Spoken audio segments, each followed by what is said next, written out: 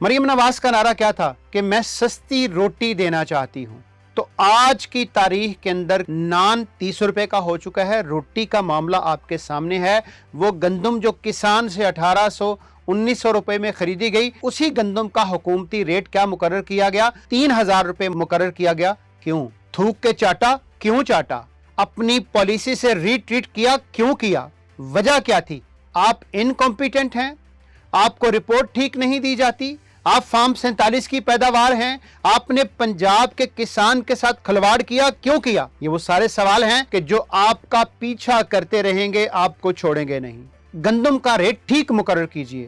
اب آپ اس وقت اندازہ لگا لیں کہ یوریا 4500 روپے کا، ڈی اے پی اس وقت 14,500 روپے سے کراس کر چکی. فی ایکڑ پیداوار کو جب آپ نکالتے ہیں تو کسان کا 3500 کے اعتبار سے تو کچھ بھی نہیں آپ کہہ لیں کہ حاصل نہیں ہوتا کسان کو. پنجاب کے کسان کی میں خاص طور پہ بات کر رہا ہوں.